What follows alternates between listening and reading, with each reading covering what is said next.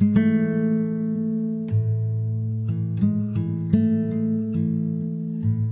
to RECO12. My name is Justin, and I am a child of an all-powerful and all-loving God and a recovering addict, and am blessed to be the host of this meeting and podcast. RECO12 is an organization with the mission of learning and sharing the similarities of addictions of all kinds, and gaining and sharing tools and hope from others who are walking this path. We come together from all places, faiths, and backgrounds to gain tools and hope from others who are walking a similar path. Speakers from our past meetings have represented so many fellowships, addictions, and afflictions, and we look forward to continuing to add to the diversity of speakers and backgrounds. Today's speaker for the 183rd meeting is Matt D., who will be speaking on his experience of becoming grateful to be married to a sexaholic. And we'll get to his talk in the Q&A afterwards here in just a minute. First, for a little bit of business. The RECO12 family of recovery resources continues to grow and have more resources for the addict and the loved ones of those addicted. If you have not listened to any of the other RECO12 podcasts, including RECO12 Shares, RECO12 Noodle It Out with Nikki M., or the Big Book Roundtable podcasts, I highly recommend you check them out wherever you listen to podcasts. The links to all of these podcasts are in the show notes of this and all RECO12 episodes. I'm super excited about all of these resources and more to come. Your donations and subscriptions are making this all possible, as there are costs to build and maintain all of them. On that note, RECO12 is a self-supporting service, and we appreciate your help in keeping us working our Step 12 in this manner. I want to thank a few of our spearheads and donors. Thank you to Leslie, Kimberly, Daniela, and Sophia for your donations this last week. Those really help in our mission to share this message with others.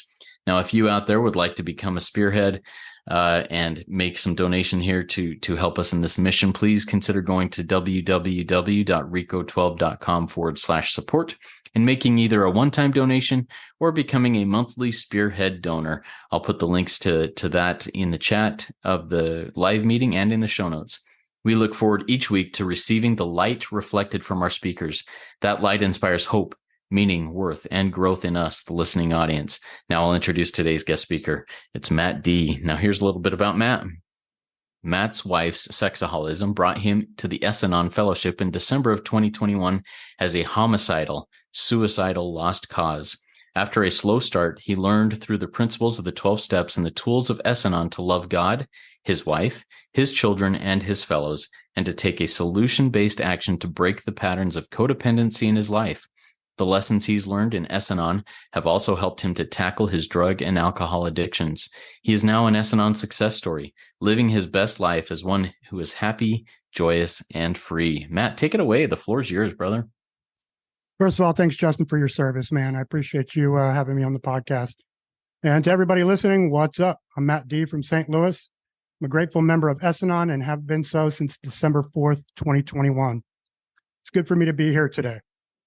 I'd like to start with the short version of the S-Anon problem. That's on page 125 of our Green Book. S-Anon members have much in common with the friends and relatives of other addicted people. Most of us grew up in families with secrets, and we were not taught to think about our own needs and take positive action to meet them. We chose friends and partners who could not or would not love and support us in a healthy way. We lived life from the standpoint of victims and perceived any personal criticism as a threat. For most of us, anger, fear, and depression were nearly constant. We acquired some unhealthy beliefs about ourselves very early in our lives, that we were not worthwhile and lovable, that we were able to control other people's behavior, and that sex was the most important sign of love. We've also felt the shame of thinking we were responsible for the sexaholic behavior of a family member or friend. Our self-esteem dropped to low levels, and we doubted our attractiveness, our emotions, and our sanity. We felt betrayed by those we loved the most. Many of us were sexually abused, exposed to diseases, and otherwise placed in physical danger. We were often too ashamed to ask for help. Some of us minimized the importance of the sexaholic behavior or denied it until we felt emotionally numb. Others focused on the sexaholic behavior to the point of obsession and tried every known method to control it. Some of us participated in sexual behavior that made us ashamed of ourselves or used sex to manipulate the sexaholic. Some of us misused drugs, alcohol, or food, and others kept so busy that we didn't have time to feel our emotions. We often neglected our health, our jobs, and our children. No matter how we tried to struggle against it, deny it, or minimize its effects, the failure of our efforts to cope with sexaholism brought us to the point of despair. This is what we mean when we say in the first step, our lives have become unmanageable. So everybody, there's no real good way to segue into what comes next, so we'll just dive right in. The story goes that my father used to like raping my mother, and he liked doing it regularly. My mother was not so much a fan, and when she finally grew tired of it, she asked if he wouldn't rather focus his efforts on my sisters and maybe give her a break for a little while. So he obliged, and this is how it began. My father molested my two oldest sisters, sister number 1 and sister number 2. Cousin number 1 and cousin number 2 were molested by their father, and both cousin 1 and cousin 2 had consensual incestuous relationships with sister number 1, who would eventually molest me. I was also molested by sister number 3, while she simultaneously molested brother 1 and brother 2, both of whom were molested by my stepdad's friend. Brother 1 molested brother 2, sister 4 and sister 5. Sister 5 was also molested by sister 1's boyfriend, cousin 1. Sister 5 was also molested by sister 2's boyfriend, who molested sister 2's daughter. Sister 5's second daughter molested sister 4's first daughter, who was also molested by sister 1's second oldest son. That's the abridged version. And although there's plenty there to qualify me for S-Anon, it's my wife's addiction that brought me to the rooms of recovery. We'll come back to that. After what I've just told you, this is probably stating the obvious. I'm a broken man from a broken family. I realized even before I was in kindergarten that I wasn't normal, that my family wasn't normal, and that my life would never be normal. I wanted to be, and I pretended to be, and I thought I was pretty good at it, but normal kids must be born with some sort of weirdo radar or something, because they'd all be playing at the monkey bars or whatever, and I'd walk over to their group to see if I could play with them. And it's like their spidey senses would click on and warn them of danger or possible contamination, and pew, they'd be gone. Middle school and high school went about the same for me. I was kind of cool, but not cool enough for the popular kids. I was smart enough to take the gifted classes, but I was always the dumbest guy in those classes. I was also a good enough athlete that I could make the all-star team, but I would ride the pine the whole game. A decent musician, but not good enough to be in the bands that I wanted to be in. So I had to hang out with the outcasts, the stoners, the goth kids, the rockers, the kids whose parents should have been in recovery. I had a few reasonably close friends among those outcasts, but it seemed like when their other friends were around, they'd stop paying attention to me. And so I was an outcast among outcasts. That'll bolster your self-esteem. I was seventh oldest of 12 children. My older siblings had bad grades and bad behavior, which commanded a lot of my parents' attention. My younger siblings were still needy and required the same attention. I, however, kept my nose clean for the most part and maintained good grades. So since I didn't need any attention from my parents, I didn't really get any. I was the forgotten middle child. All I ever really wanted was to feel loved. And since I didn't get any of that at home or with my friends, when I turned 18, I dropped out of high school and moved in with the first girl that made me feel wanted. The relationship pretty much sucked all the way up until I discovered the nude photos that some internet dude had been emailing her. And then it really sucked. And after we broke up over it, it sucked even more because I was alone again. My next relationship was when I was 22, and I knew it was a bad idea before I got into it, but I was lonely. My best guess is that she cheated on me with 3 other guys. Just over 2 years after that, I got married. She was beautiful but damaged, which was fine by me because as a fixer-upper, she needed me as much as I needed her. Although her acting out began within 6 months of our having exchanged vows, it wasn't until we'd been married about 6 years that I'd become suspicious of anything. It was intuition more than anything that started me wondering about it. And after the feeling persisted for about a year, I could no longer ignore it. She denied any wrongdoing and began gaslighting me, a technique she employed every time we spoke to this end for the better part of 8 years. Over the next several months, I pressed her into 2 more, quote, confessions. And on both occasions, she confessed to relatively minor indiscretions. But the discrepancies in her recall led me to believe they were lies crafted to appease me and to essentially shut me up. It was during this time that I began abusing Adderall and I stopped sleeping. Instead of sleeping, I obsessively snooped, secretly collecting evidence of her acting out. I collected literally hundreds of pages of evidence, which I referred to during any of about a dozen forced disclosures over the years, waiting for her to slip up so I could point out her discrepancies and demand on-the-spot reconciliation of them. Over the next 3 years, the frequency, the severity, and the riskiness of her acting out had increased significantly. The more she acted out, the more obsessed I became. The more obsessed I became, the more I learned, and the better I got at snooping, the better I wanted to be at snooping. When snooping produced nothing, I interrogated her relentlessly. During the interrogations, I used shame, humiliation, and guilt in an effort to create an atmosphere where emotions ran high and logic ran low. I asked confusing, manipulative questions, purposefully confusing timelines and events in order to trip her up and cause her to unwittingly expose the truth through her contradictions. One of my more insidious methods of control and surveillance included posing as my wife using her email and social media in order to send seductive messages to her acting out partners in attempts to draw out details of their affairs, attempting to set up meetings with them in hopes of physically harming them. I even convinced my wife to take part in the stalking and impersonation in order to prove to me that she was repentant. Although over the years I had collected enough evidence to support the reasonable conclusion that my wife had been unfaithful, none of my efforts to confuse, manipulate, or interrogate were successful at drawing out a true confession. Her efforts at gaslighting, however, were having their desired effect. The tighter she held to her story, the more I questioned my own sanity. Why hadn't she admitted anything? Am I making all this up? And if it's not true, what should I make of all of this, quote, evidence?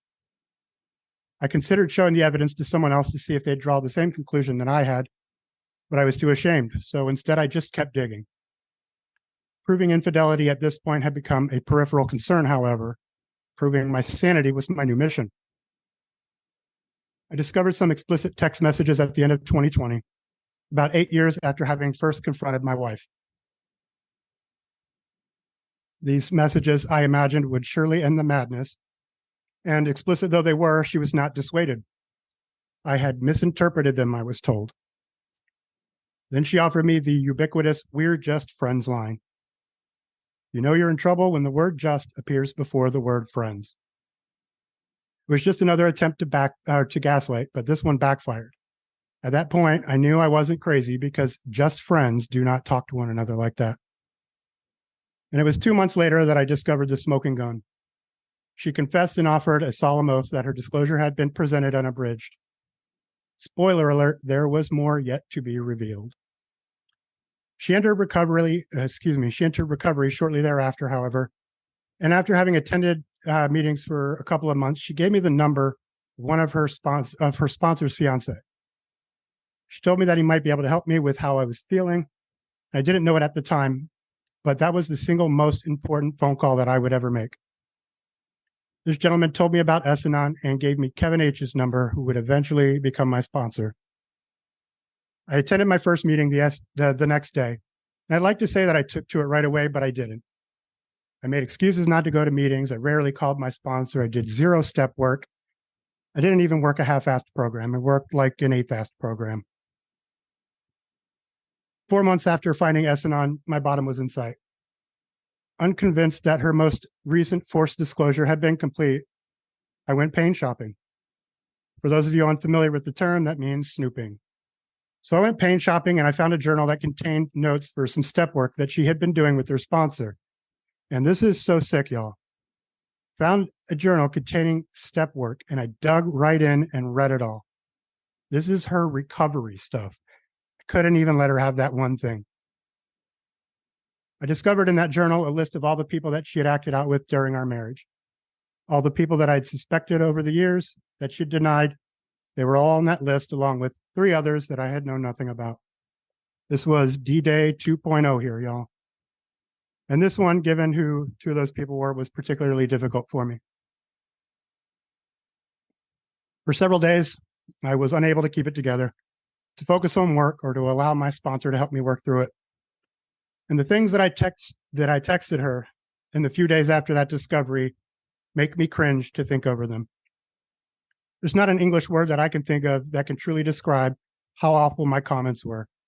I don't know how else to express it except to say I committed heinous acts of verbal violence against her. And I'd hit bottom. I'd spent 10 of my 40 years isolated and living in obsession with maintaining control over things I'd never had any control over. I had given over to my insanity 25% of my life, which was quite enough. Finally gave up on the fantasy that my problems could be solved apart from the abandonment of my own will and the complete surrender to God's. And so humbled, I finally admitted defeat. Shifting gears a bit, I'd like to discuss what happened in my recovery to get me from a guy who, after 8 months in the program, was still as miserable as he was on day one, to a guy who's living his very best life right now. These are the tools that I have used and still use in recovery, beginning with the standard issue toolbox that every newcomer has available to him. These are meetings, sponsorship, step work, and service work. Perhaps a bit obvious, but these are foundational to recovery. With regard to meetings, I can say that from my experience, consistent, frequent meeting attendance is the single most important thing early on, if for no other reason than needing to be able to identify someone who you would want to be your sponsor, which leads into sponsorship. Your sponsor is someone who you will share all the funky stuff inside your head with, and with whom you will work the steps, which brings us to step work. Since the steps are the roadmap to recovery, you have to work them for your program to work. This is a 12-step program. It's right in the name. After 9 months in the program, I realized that there was no reason to be in a 12-step program if I wasn't working the steps. And the final tool in the standard issue toolbox is service work. If your program is stalled or it's become sluggish or you're feeling indifferent or unmotivated, a really cool, quick way to get a sort of boost or jolt of recovery energy is to begin doing service work. It'll also spark an appreciation in you for your program, for your sponsor, and the other members in your program. Some other tools I use are acronyms, a few acronyms that I am fond of. First being DETACH. This stands for don't even think about changing him or her. This is yet another way I remember not to control, manage, fix, or troubleshoot other people. It keeps me on my side of the street. Think. If I have something to say to someone that is of a sensitive nature, think helps me assess my motives. Is what I have to say true, helpful, inspiring, necessary, and kind? If I answer no to any of those, then I'm not coming at it from a good place. So my next steps are to shut my mouth, and perhaps take a fear and resentment inventory. And the final acronym here, HALTS. Assuming my motivations are pure, how is my timing? Have my physical needs been met? Am I hungry, angry, lonely, tired, or stressed? Yes answer to any of these means it's the wrong time for me to have a serious chat. As my sponsor says, HALTS always wins. The following slogans are workhorses in my recovery. The first being, how important is it? I use this one every single day. If it's not important enough that I would willingly sacrifice my emotional sobriety to sort out the situation, then it's not important at all. It reminds me that if something's out of my control, why try to control it? And if it's within my control, then it's under control, and there's no need to lose control. Second, this too shall bless. This is a variation of this too shall pass. This too shall bless challenges me to proactively seek a solution within a disturbance, looking for ways the situation can be a blessing. Thus, the disturbance itself becomes the vehicle through which serenity is restored, rather than just waiting around for the problem to go away. And the final slogan that I like to talk about is not my pig, not my farm. This one isn't exactly a program tool, but it works for me. Not my pig, not my farm. Since I don't own the pig and I don't own the farm, it's not my problem and therefore none of my business. The only business I have any business in is my own business. And even so, if it is my business, I'm the pig and it's God's farm. And back in step 3, I made a decision to quit acting like I own the farm. And I mean, really, a pig running a farm, that's crazy talk. Come on. Okay, the next tool we're going to talk about is handwriting. And by handwriting, I mean writing on your hand. With a Sharpie, I write OA on my left palm and EA on my right palm. Every time I see OA on my hand, it reminds me to keep my opinions and advice to myself, allowing my family and fellows the dignity of being able to think for themselves and to act on their own behalf. Unless they ask, I stay out of their business. And if they ask, I speak only from my own experience. And every time I see EA on my hand, it reminds me to manage my expectations and assumptions. In other words, don't have any. If I have no expectations and I make no assumptions, I can't be let down and therefore cannot develop any resentments. And the last tool that we'll talk about, this one is of my own design. This is my trigger plan. Triggers used to be very bad for me. They'd come out of nowhere, oftentimes while I was in public or otherwise, or at work. With this plan, I simply choose from 3 predetermined solution-based actions that I can take when I'm triggered, depending on how much time I have to devote to the solution. In this way, I'll know exactly what I'll do at a moment's notice, whether I'm at home or in public. First action should take no longer than 5 minutes, and I can do it at work. This might be just a quick call to my sponsor. The second action should take no more than 10 minutes. And again, I can do it at work. This might be a quick gratitude list. The third action can be any action, taking anywhere without time constraint. This might be going to a meeting, doing some step work, or having a more in-depth conversation with my sponsor. And in this trigger plan, there's also a fail-safe action, which is in case I can't take any of the other 3 actions for some reason, or in case they fail to adequately deal with the trigger. There's nothing programmatic about it. It doesn't solve any problems. I use it as a last resort to immediately diffuse any developing resentments. It just takes a few seconds. The fail-safe action is to wiggle like this. For those of you who can't see what I'm doing, I'm attempting to wiggle like a worm. You know why children wiggle? Because it's fun. They like it. You know why I wiggle? Because it's impossible to be angry, humiliated, betrayed, ashamed, or jealous while you're wiggling. It's ridiculous, I know, but that's the whole point of the failsafe. You might think I'm an idiot now, but I guarantee you it might not be tomorrow or the next week, but somebody in this room is going to have an emotional event that leaves them angry, jealous, resentful, something. Pissed off, a scowl on your face, and you're going to remember me telling you to wiggle. And you're going to make sure no one is looking, and you're going to wiggle and you're going to feel better. By the way, you don't have to wiggle like a worm. You can substitute your own wiggle if you'd like. My wife's wiggle is more like a groove. Whatever else I do, I don't talk to my wife about my triggers. That's what my sponsor's for. That's what my program's for. All right, moving right along to discuss some program miracles. I've certainly had a lot of them in my recovery since I started working the steps. That's not a hint. To illustrate, I'd like to offer the following anecdote. Since I joined S-Anon about 21 months ago, my wife and I have attended 5 conferences. I'd like for you to pay attention to the change in my attitude and demeanor as I walk you through my experiences at these conferences. The first conference was in Wichita in the spring of 2022. I had done 0 step work up to this point. During our 4-hour drive to my sponsor Kevin's house for the pre-conference fellowship, I was filled with resentment. All I could think of was how stupid the conference would be, how stupid recovery is, how stupid my wife is, and how stupid sexaholism is.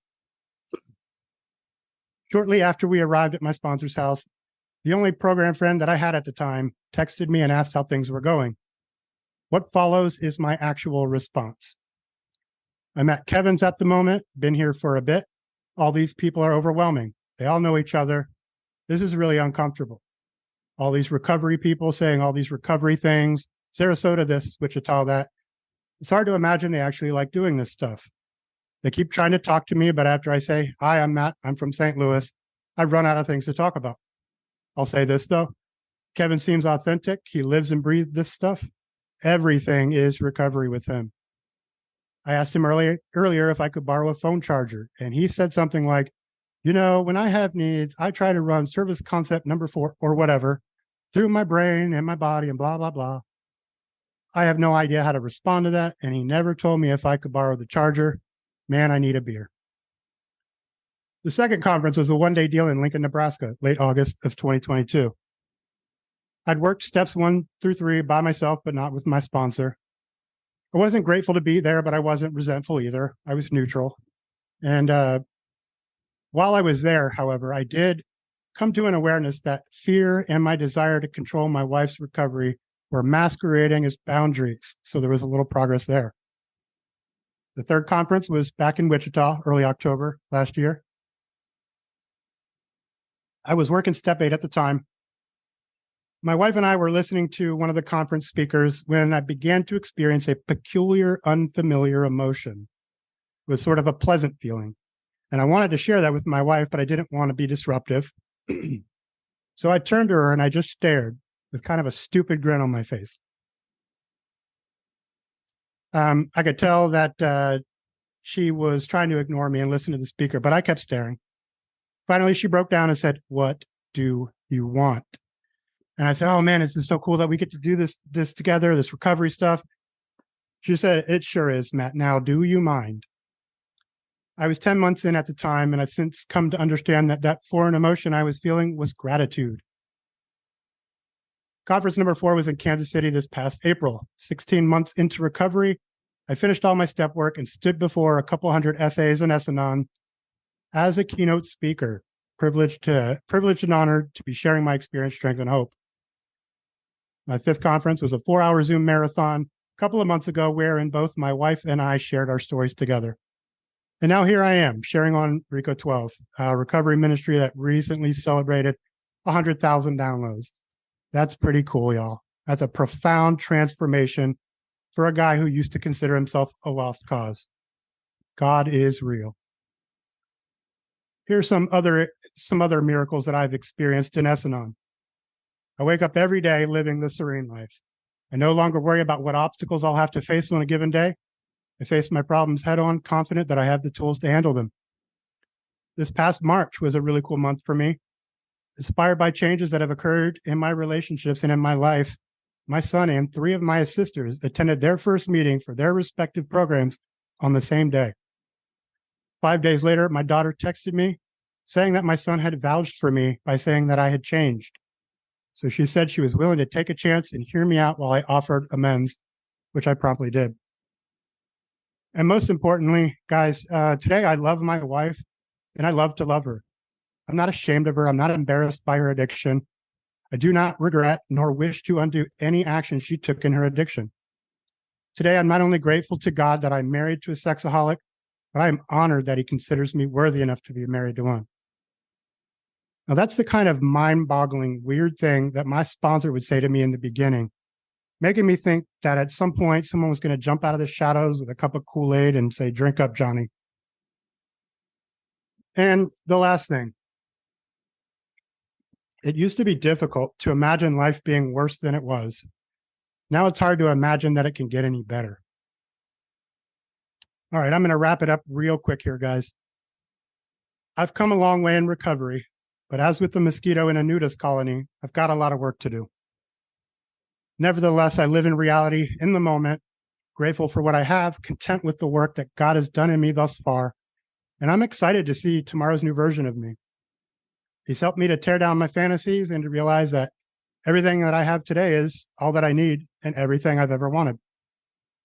To paraphrase Gene Wilder from Willy Wonka and the Chocolate Factory, you know what happened to the man who suddenly got everything he ever wanted?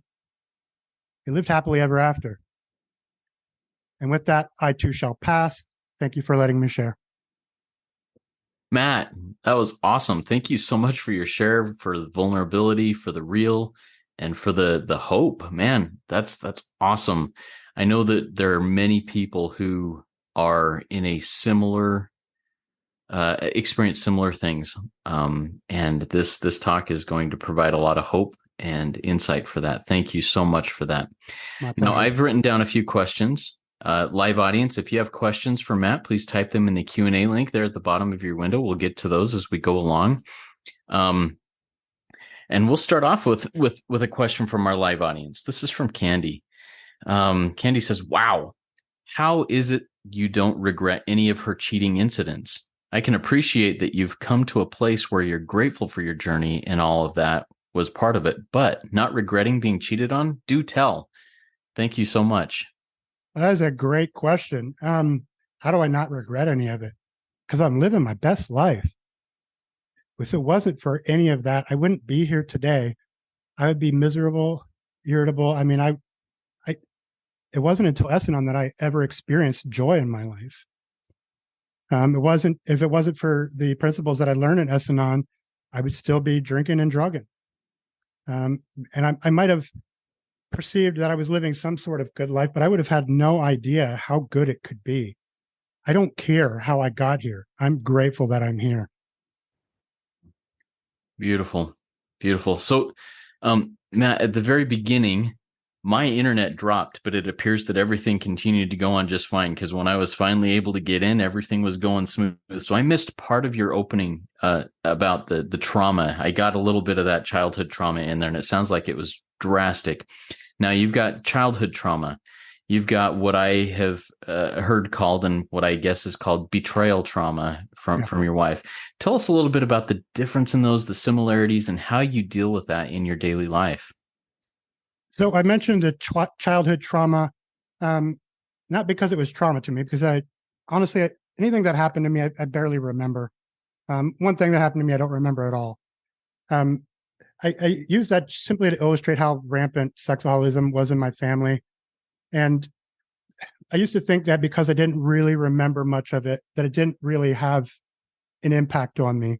But it certainly did in the way that I thought about sexaholism. At first, when I was a child or a young adult, I didn't know there was such a thing as sexaholism. But the way that I thought about it, find something else new about one of the kids who did something to one of the other kids. And I would say things like, oh, that one's growing up to be just like his dad.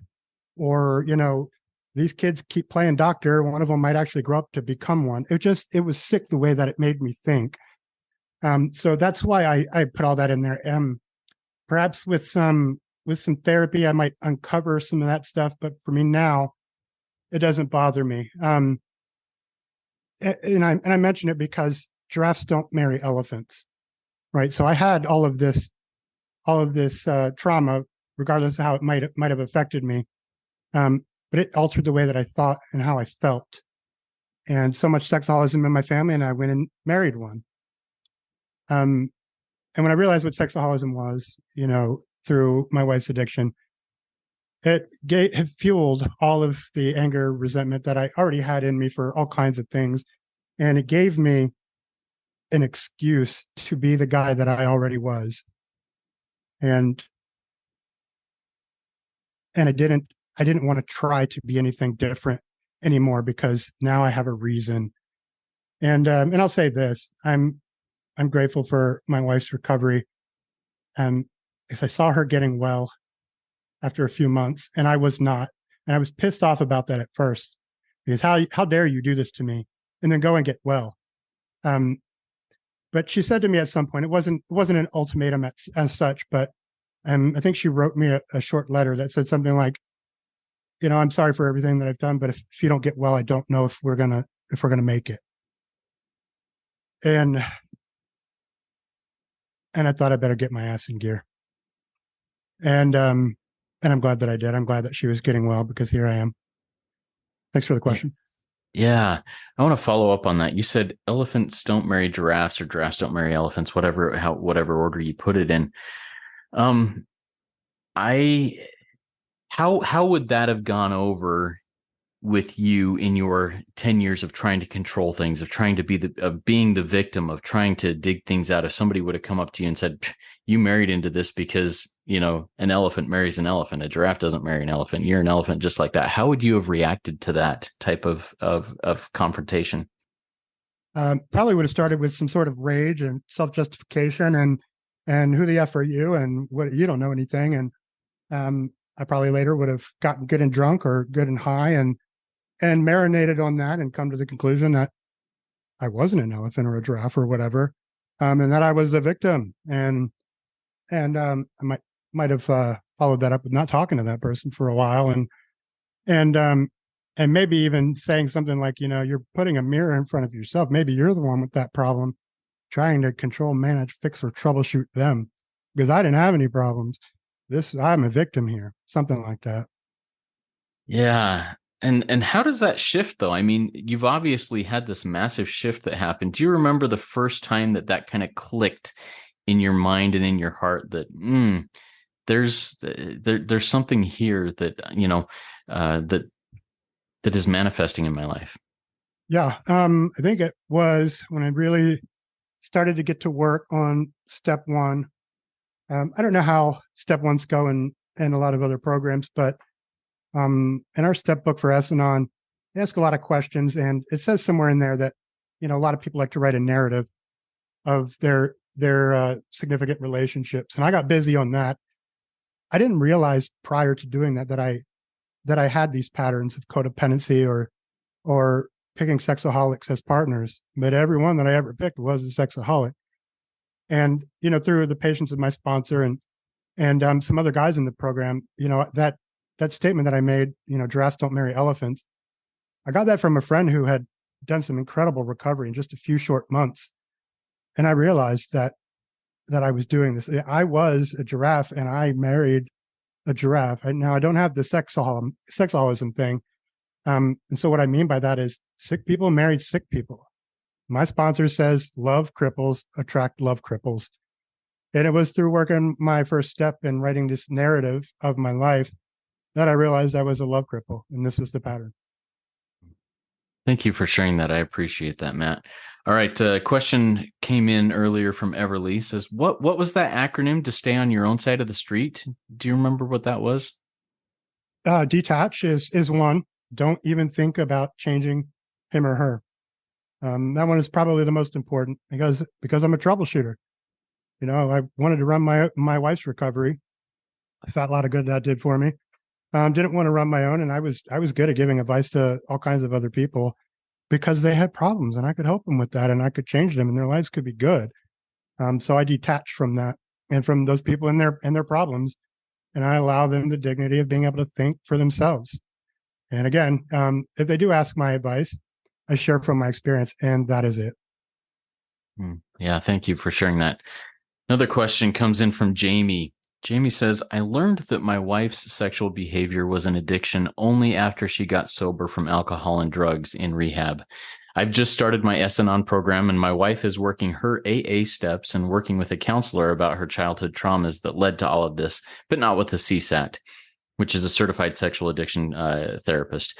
Can this program succeed for me and thus my marriage if my wife doesn't work an SA program or work with a CSAT to get proper treatment for her sex addiction in addition to her AA work? I don't know. The reason I say that is because I don't have any experience with that. Again, I speak only from my experience. I can say from my experience with other people in the program that it's going to be difficult if she's not working a program for sex addiction, if she's not working with the CSAT, because I've seen it in 1,000 other people. I'm blessed that my wife has seen a CSAT and that she's working SA. Um, and that it's working for us, and we do other programs together.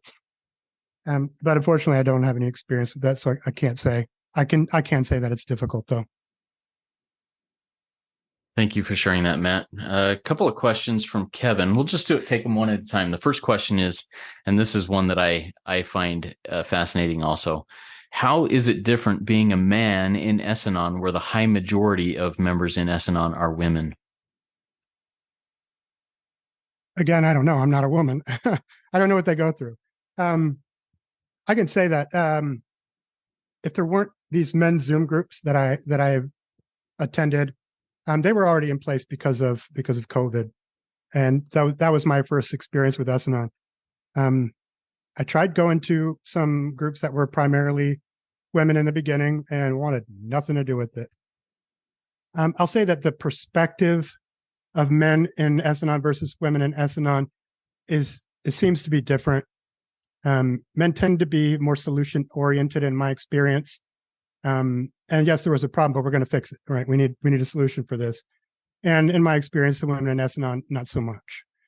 If I had only meetings where there were primarily women in them, I don't think I would have lasted. I don't think I would have stuck around. So truly grateful that there were these men's groups, and that I got to learn to be vulnerable with men about my feelings and about what happened in my marriage and in my life. So hope that helps. Yeah, thank you, Matt. The second question from Kevin is, how do you get over betrayal from your wife as a man, where most men divorce their wives in that situation? I love my wife, and I did realize, as codependent as I was, whatever, I knew long before we married that I wanted to be with this woman the rest of my life. I didn't want a divorce. Um, I was already very familiar with addiction since I had so many in my life. At that point, when I realized that this was her problem, that it was an addiction, I thought, oh, okay, well, I mean, that's kind of cool because I'm familiar with addiction. This can be worked through. There's probably a 12-step program for this. And there was. And so, but the codependent troubleshooter that I was, I pressed her into recovery. I'm glad that I did because she's recovering, but I tried to run her program for her. Even long before I knew there was S-Anon or anything like it. I was so sick. I came up with like a 20-page plan for how she could recover from this. I wrote it all out. Strangely, it was very similar to what we go through in these 12 steps, but I didn't want to divorce her. It never really crossed my mind to divorce her. I did consider plenty of other ways I might take myself out of the equation. Um, I will not get into that, but I didn't want to divorce her. I wanted this to be fixed, and I knew that it could be. I just was too immature to realize how that might happen early on. Hope that helps. Yeah, thank you, Matt. We've got lots of questions coming in, so we'll get to as many of these as we can. One of them I'll answer is saying, are there men focused meetings in S-Anon? Yes, there are. And Matt, if you wouldn't mind emailing me a link to where people could find those, and I'll also Absolutely. have the women focused S-Anon meetings available for those also. Next question was, what is S-Anon? So tell us a little bit about what S-Anon is and what it's based on, Matt.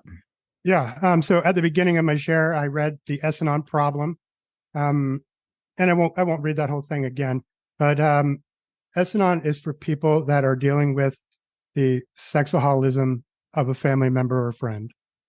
Could be any family member, any friend. If sexaholism has affected you, S-Anon is for you. Similar to how Al-Anon is for people who have been affected by someone's alcoholism. And Nar-Anon is for people who have been affected by somebody's drug use.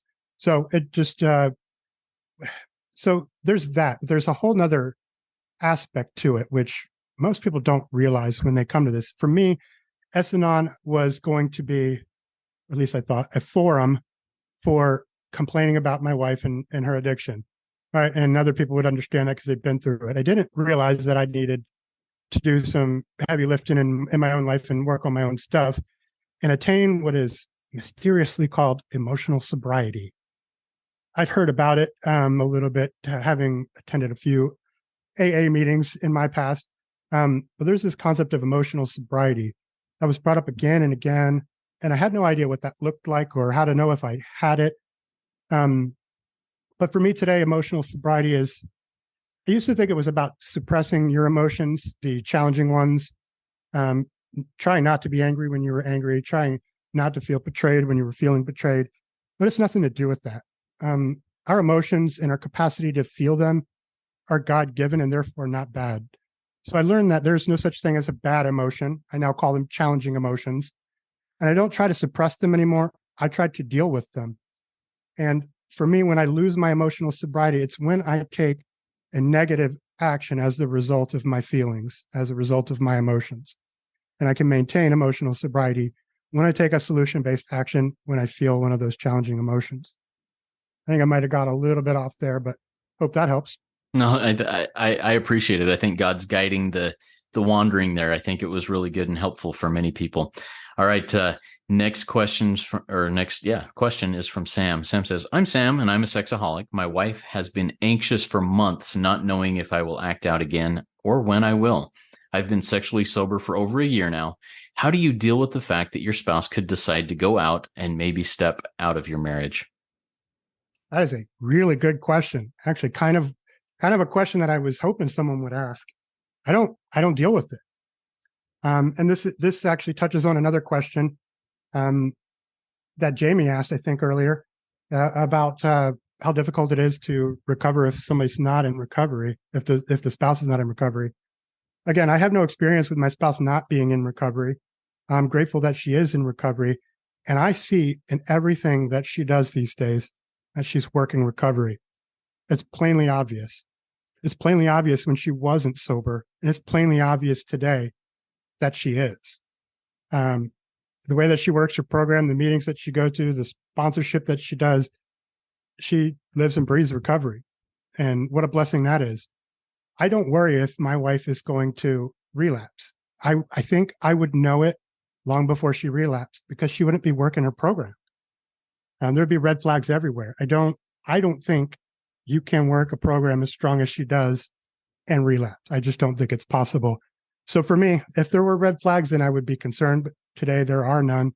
And I just enjoy it one day at a time, living sober and living with a sober sexaholic. I love it.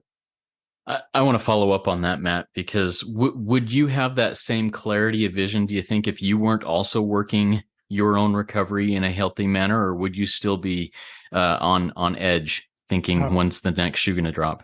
Yeah, not for a second would I be able to say that if I wasn't emotionally sober. Not for 1 second. And it was prior to emotional sobriety that I was like that every day. Oh my gosh, there's nothing. I can't trust anything that she says. I can't trust anything that she does. I can look at her list of recovery accomplishments and see nothing but what the next thing is going to be. The next, the next relapse. That's all I could see before. It was my pain, my betrayal, and all of the previous acting out, and what the next one might be, who the next one might be, where the next one might be, and how I was going to have to, get in there and try and fix it all. That is way emotionally unsober to be thinking like that. If it wasn't for S-Anon, I could not say that today.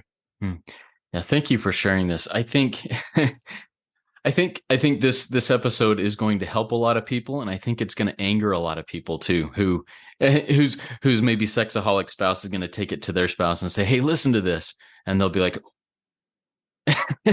freaking out that somebody's telling them they're not a giraffe or whatever, But I'm loving this. Okay, I've got a couple more questions here. Do you still use the acrostic think, THINK, in your daily life and relationships? And can you give an example?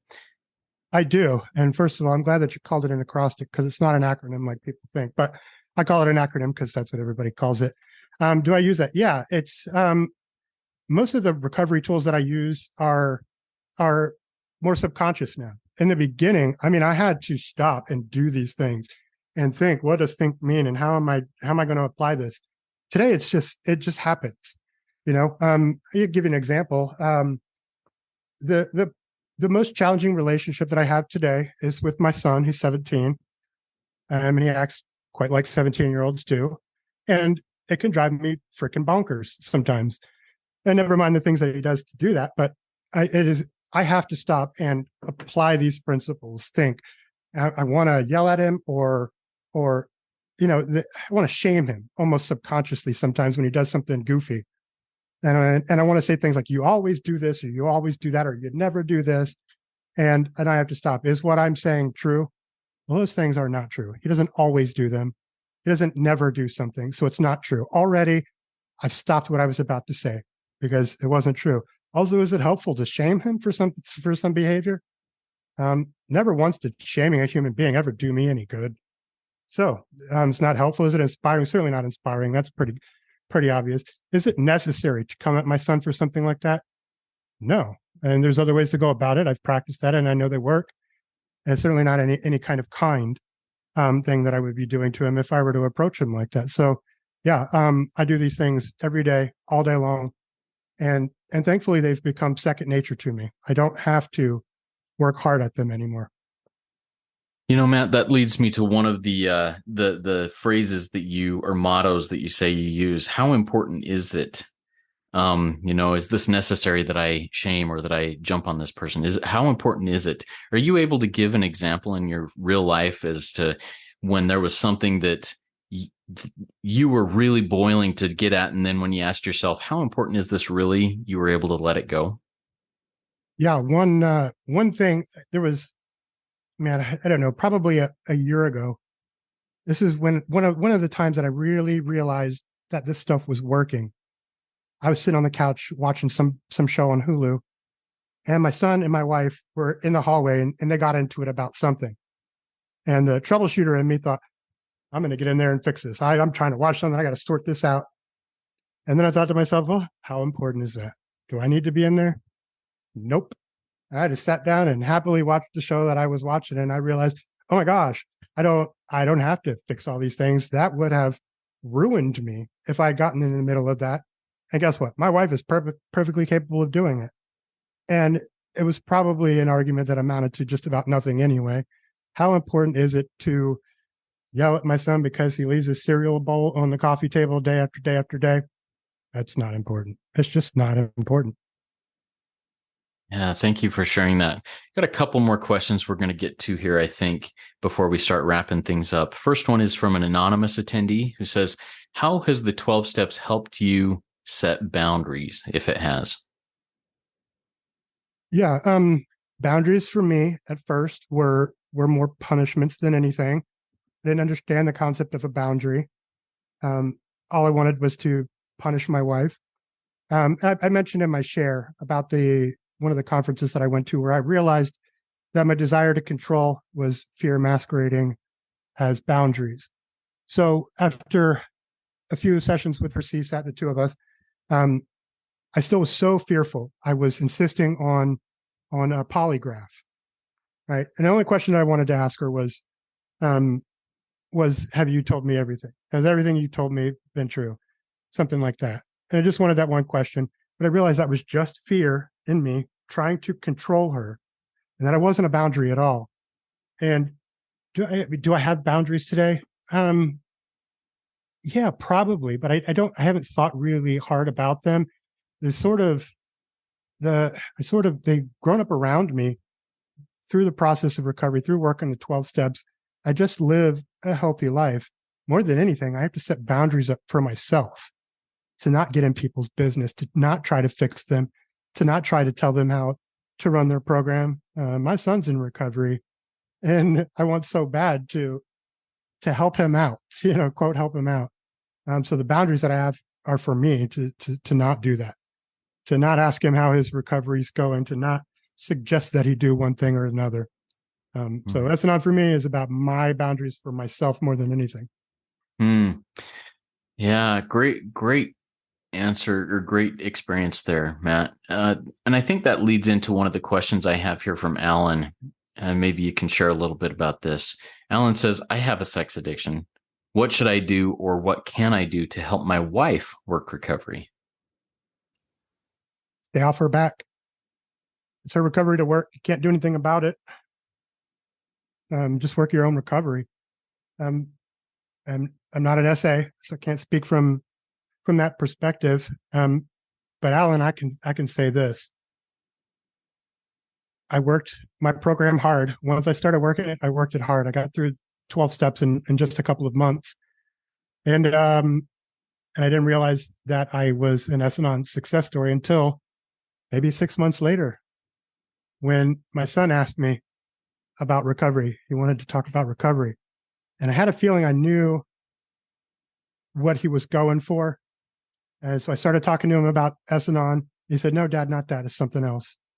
I said, well, I can put you in touch with somebody else. But the reason I mentioned that is because I worked my recovery. I got sober, and other people began to see that. My son saw it.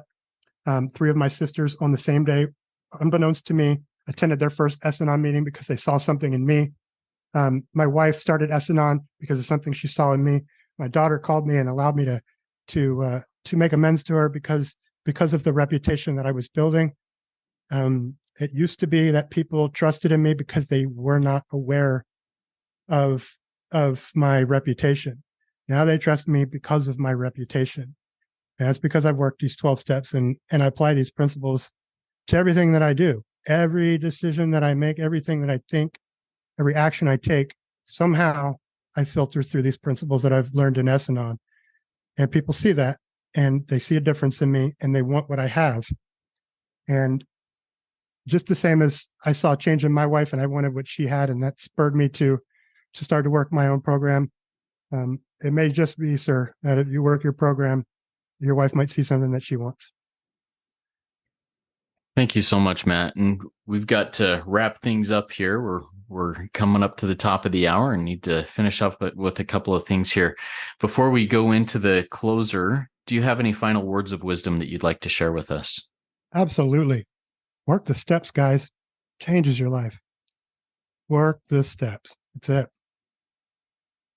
Love it. Thank you so much, Matt. And we've got a few more questions that are on the docket here. I will get those posted in the WhatsApp group so that anybody can get in there and share their own experience, strength, and hope on them if they wish. Matt, if you are in that WhatsApp group or if you would like to join, feel free to do so and answer any questions that will be posted in there. In order to get in the WhatsApp group, send an email to RECO12pod@gmail.com, RECO12pod@gmail.com, and we'll get those questions posted in there within the next couple of hours. So thank you very much, Matt. A very good RECO12 weekly speaker meeting. And like I said, we've got questions that we'll post in that WhatsApp group. If you out there were inspired and want to share something of your insights in a 12-step type share, please go to RECO12 Shares SpeakPipe link and record your 3 to 4 minute share there. If you've not yet rated and reviewed the podcast in Apple Podcasts, please consider doing that now. It's a great way to work step 12 and sharing this message with others. I invite the audience to come back next week when we will be hearing from Bob L., another RECO12 first-timer who will be speaking to us on the topic of service. I'm looking forward to his take on this topic. Now, let's launch off into the rest of our day with a prayer. It's the thank you prayer that Matt will be saying for us. Yeah, guys, I used to like to end meetings that I would lead with the Serenity Prayer, but I often got tongue-tied. I've said it a million times, but got tongue-tied somehow. My sponsor taught me a really cool, very simple prayer that is impossible for me to forget. It's called the Thank You Prayer. It goes like this. God, thank you, thank you, thank you, thank you, thank you. Amen. Amen.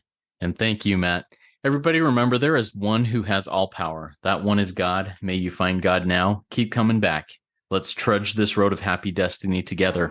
Work it. You are worth it. Hear, hear.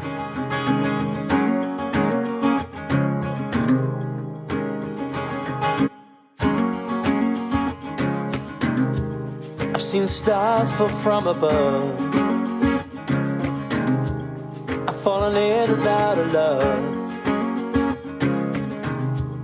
I've been high and I've been low. Now I know I just can't do this on my own. I've seen a boy become a man. He got lost without a plan. He's so far away from home. Now I know I just can't do this on my own. Your arms surrounding me. Your touch is grounding me. No longer searching for purpose all alone. 'Cause now I know that I just can't do this on my own.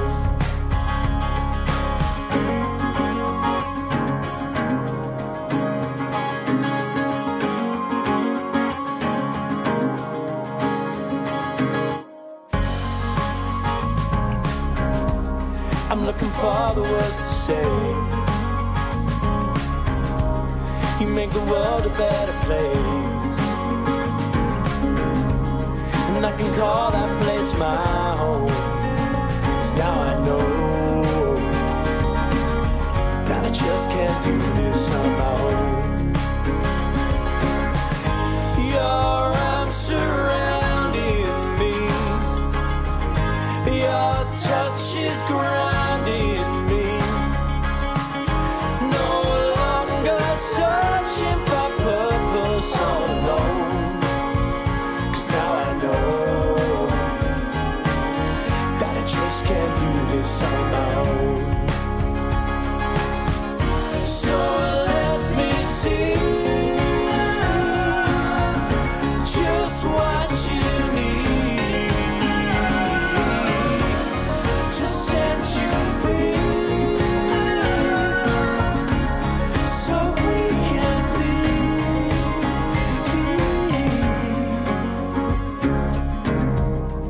saw stars fall from above. I fell in and out of love. I got high and I fell low. But now I know that I just can't do this on my own. No, I just can't do this on my own. I just can't do this on my own.